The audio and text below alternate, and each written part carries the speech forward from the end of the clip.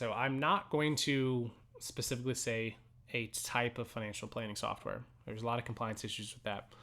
But I'm going to say that there's really three types of planning softwares that I think every advisor should have as like an arrow in their quiver to use. Now, on that note, remember that softwares are very strictly there to supplement what you are doing.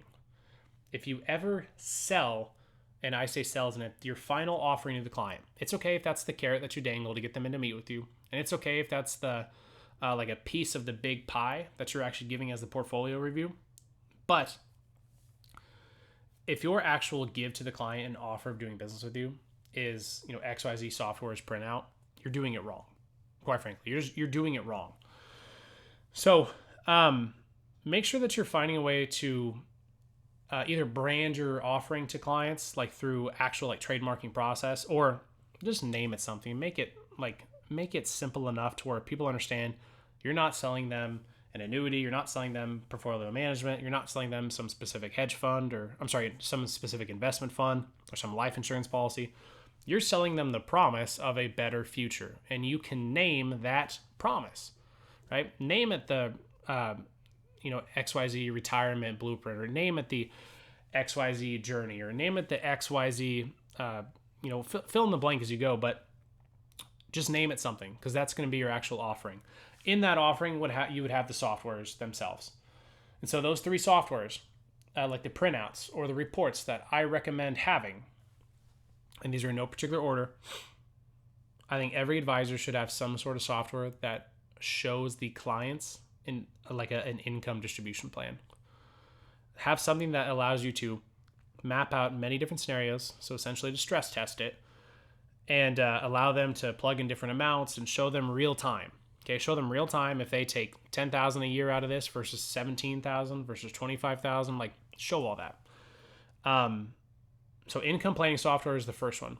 The second one would be some sort of risk measurement. Okay, a lot of, I'll say Riskalyze as an example. I'm not recommending Riskalyze specifically, to be clear, but they give you that risk number. Your number is this. That's something that I think you should also have, because that is something that should be done, in my opinion, on an annual basis. If your clients, let's say their risk score was 50 and you split their money 50% into equities and more aggressive growth and 50% into insurance, more safe money alternatives, if their risk was 50 at the time of the initial appointment, the next year you should be running that again, in my opinion. And if that risk score comes up different, you should adjust the portfolio for their current score.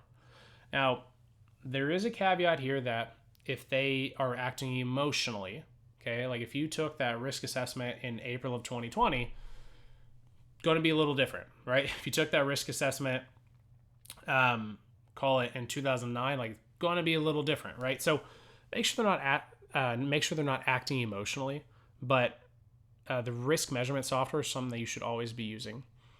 And then the third one is tax planning. And I say planning, that word itself is a little too specific probably, but a software that actually digs into the tax side of things.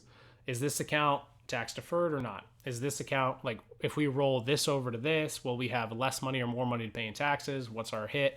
All of that, that should itself be a report that you include in your financial plans, because taxes is not only one of the biggest hot buttons any client of yours will likely have, it's also going to be usually the hottest button for high net worth clients, which we all strive for higher net worth clients in some capacity.